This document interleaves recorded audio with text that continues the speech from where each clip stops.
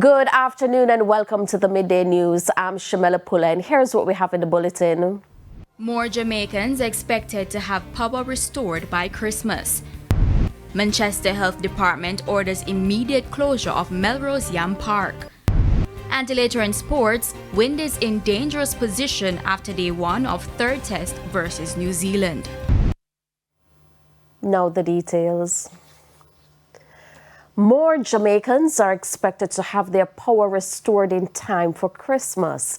This after 117 linesmen arrived from Canada at the Sangster International Airport in Montego Bay, St. James Wednesday night. Alia Bryant has the details.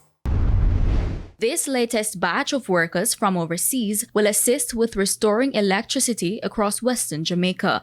And while a lot of work is still needed, Minister of Energy Darrell Vaz says he's pleased with the progress of the restoration effort so far. This will be the third aircraft that has arrived in the last 2 days. The numbers so far have exceeded the 200 that was projected.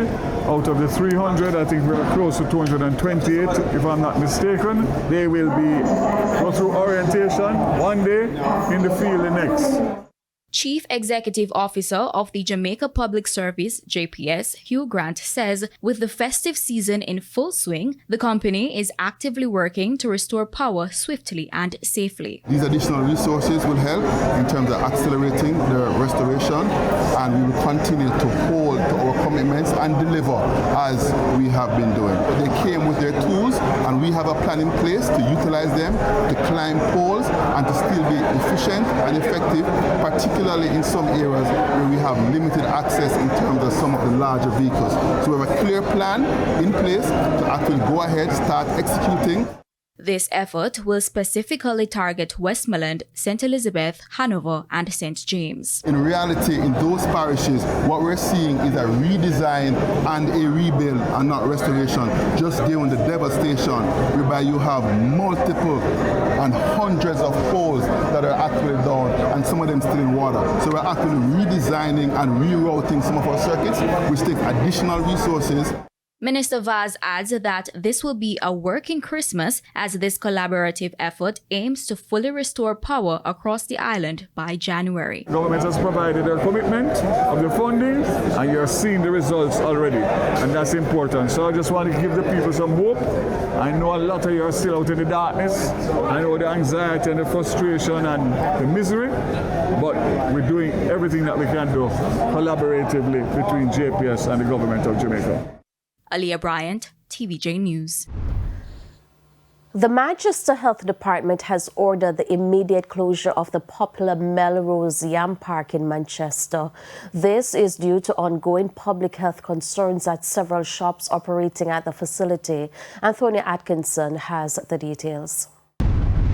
The closure follows a similar order issued last year, which was lifted after the Manchester Municipal Corporation intervened and addressed some of the issues identified at the time. Mayor of Mandeville Donovan Mitchell raised the matter at the corporation's most recent monthly meeting. I don't know if it's fortunate or unfortunate. I also heard what Councillor Mitchell said today, but it could be a misunderstanding, but on something, because it is the lessee who has to do the work down there. But we have already served notice, or the authorities will be serving notice for them to quit the property, etc. And so we'll be going in that direction. The municipal corporation says the lessee has failed to fully correct the problems and is now seeking to recover more than $1 million spent to keep the facility operational. I know from records that I've received yesterday, we had spent about $1.67 million doing some remedial work there. I don't know what those persons have been doing. And for what is to be done, it couldn't be done overnight.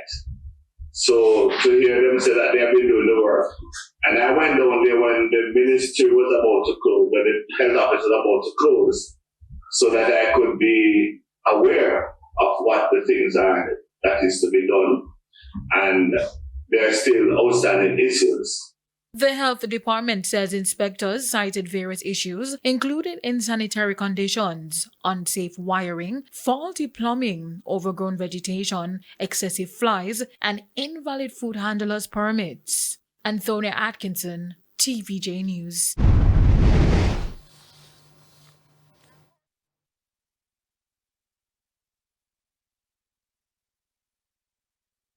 Councillor for the Beachertown Division, Ian Bell, is again calling for the proper cleaning of water tanks in the communities he represents. Speaking at a recent municipal corporation meeting, Councillor Bell expressed concern about the condition of tank currently in use still not being cleaned. Members, 2 tanks, one tank to the back that receive the water off the catchment. That tank to the back feed the front tank that everybody goes and get the water. The front tank is still there in the same condition. But CEO of the St. Anne Municipal Corporation, Jennifer Brown Cunningham, says the tanks are safe to use. The advice that was given to me is that there are 2 tanks. Okay. One was worked on. Okay. The other one, and that's the report I gave. There is another tank that is going to require attention. But the further the report to me is that it is not in any way preventing portable water. Advocacy group Jamaicans for Justice has raised concern about the government's failure to remove the label Uncontrollable Children from the law. The group says the continued use of the designation undermines child protection reforms. More in this report. Since 2021, 37 children, most of them girls, have been placed in juvenile detention facilities under the uncontrollable classification. JFJ Executive Director Michael Jackson says the delay in bringing the amendment into force is deeply troubling. Because we believe that the delay 2 years after the passage of the amendment is intolerable. The JFJ head says it is unjust that 2 years after the law was passed, children continue to be detained or newly admitted to custody simply for being labeled uncontrollable. We have urged the government to bring the amendment into full force no later than January 31, 2026, to prevent further criminalization of our children for a non-criminal offense. The intent is to rehabilitate, not institutionalize our children, so fewer children should need facilities if appropriate community-based measures are prioritized. JFJ is calling for a review of every case to identify the most appropriate response to the behavioral challenges involved. JFJ also reiterates our offer to the government to have the children benefit from legal assistance so that where appropriate, their matters could be brought before the courts to look at these matters on a case-by-case basis. Carrie Ann Simpson, TVJ News. Jamaica is on track to record fewer than 700 murders in a calendar year, a first in 31 years. State Minister in the Office of the Prime Minister with responsibility for communication, Apka Fitz-Henley, says this represents a massive change, noting that the country has come a long way in improving public safety. When the Homeless Administration came to office in 2016, rightfully there was an outcry about violent crime. Dr. Holness got to work, tabled Plan Secure Jamaica in the Parliament in the 2017-2018 budget. And it is no coincidence that we are now seeing a massive reduction in murders. He says the improvement has much to do with research and strategic investment in the country's security forces. Unprecedented investment in protection of our borders and genuine and sustained investment in the constabulary force and the Jamaica Defence Force, along with a suite of legislation passed, have all played a major part in the decline in murders. And I am of the view that the decline is not only evidence of good policy making, but of a transformed Jamaica Constabulary Force. Acting head of the Area 1 Police Division, Senior Superintendent Othniel Dobson, is warning the business community against transporting large sums of cash at this time. SSP Dobson says this is a period when criminals are closely monitoring business places doing cash transactions. He's urging business owners and employees to exercise caution. Where possible, utilize registered couriers.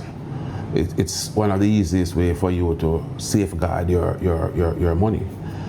If there are incidents or situations where the police is needed, you can contact the police and we will see what assistance we can give you.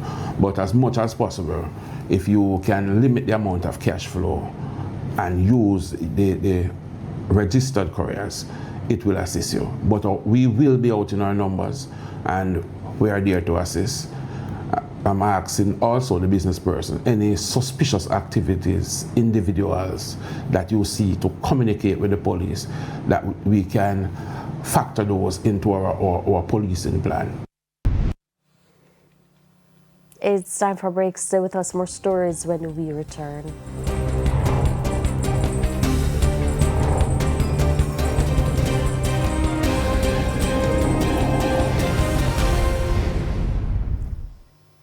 Welcome back. It's now time for the Business Minute. Salada Foods Jamaica is reporting a 9.7% decline in net profit to $171.5 million for the year ended September 30, despite an 8% increase in gross revenues to $1.6 billion. In the previous financial year, the company recorded net profits of nearly $190 million on gross revenues of $1.5 billion. Salada also noted higher costs during the period, with administrative expenses rising to $189 million from $158 million last year. Despite the soft profit performance, the company said it paid out $131 million in dividends during the year, slightly up from the amount paid to shareholders the prior year.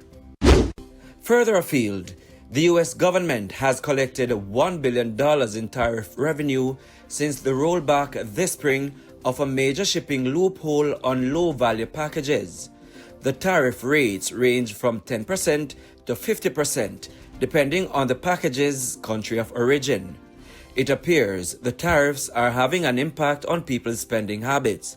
The CBP data suggests Americans have trimmed their purchases. And that's it for the Business Minute. I'm Prince Moore. Thank you, Prince. Time now for the top regional and international stories. In the region, the United Nations says the humanitarian situation in Haiti is rapidly deteriorating as armed gangs expand their control across several areas. Artibonite, Haiti's largest department and a vital agricultural region, has seen thousands left without basic food supplies. The UN reports recent attacks killed at least 6 people and damaged homes and facilities, and says aid will be delivered as soon as security conditions allow. And on the international scene, a newly announced U.S. arms deal with Taiwan is one of the largest ever between the two countries. The more than $11 billion package includes missiles, rockets, and drones, and comes as China continues to surround the island with aircraft and naval vessels almost daily. Beijing, which claims Taiwan as its territory, condemned the deal, warning it will backfire a response commonly issued following U.S. arms sales to the self-ruled democracy. And those were the top regional and international stories. I'm Aliyah Bryant. Thank you, Alia. We take another break. Sports is next.